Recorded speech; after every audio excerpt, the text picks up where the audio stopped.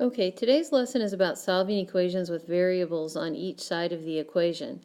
So this is lesson 3.5, and I have an example here. We have negative 2 plus 10p is equal to 8p minus 1. So normally what we would do, we would add or subtract the number that was on the same side of the equation as the variable, but we have variables on both sides. So the first thing that we want to do is eliminate one of the variables. So I'm just going to pick the smaller of the two, and I'm going to pick 8p and subtract 8p from both sides. I could have picked 10p to subtract from both sides. I just chose not to do that because I wanted to end up with a positive variable rather than a negative variable. So that's why I chose the smaller of the two. Okay, so when I do my subtraction, I get negative 2 plus 2p is equal to negative 1. And at this point then it just becomes just like any of the other multi-step equations that we've been doing. So I would look at the side that has the variable on it, and I know I want to get rid of anything else that's over there with the variable. So I would want to add 2 to both sides. And then I would get 2p is equal to 1, because negative 1 plus 2 is a positive 1. I would divide both sides by 2, and that would leave me with p is equal to 1/2. Okay, let's take a look at some more examples.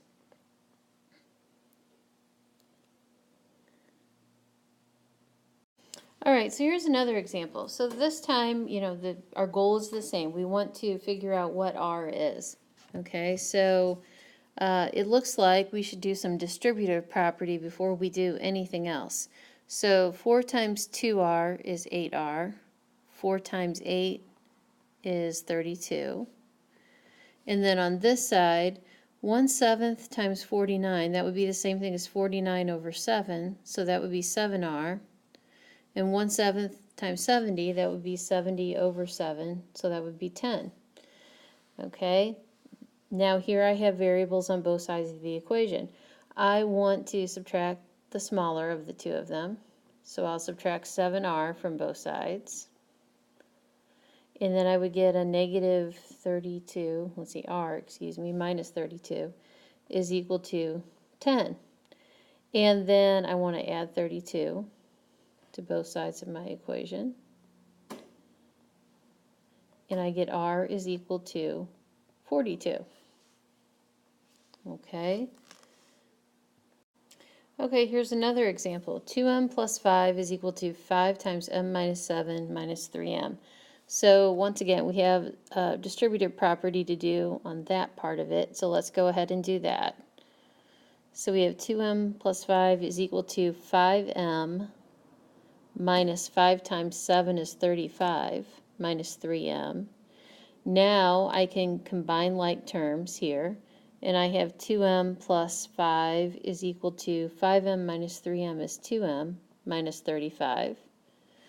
Okay, then I want to subtract one of my variables, and if I do that, they're both 2m, so I don't really have a choice. So I'll subtract 2m, and then I end up with 5 is equal to negative 35. And of course, that's not true. 5 is not equal to negative 35. So in this case, that's a false statement, and that means that we have no solution.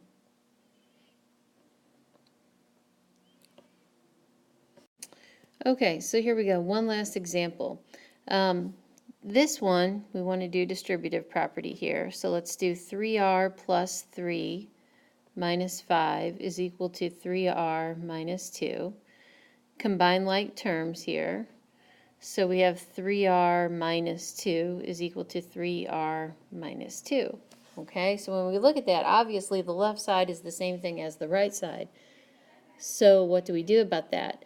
We just go ahead and say, in this case, the answer is all real numbers, because any value that we would put in for r would cause this equation to be true. And that's it for today.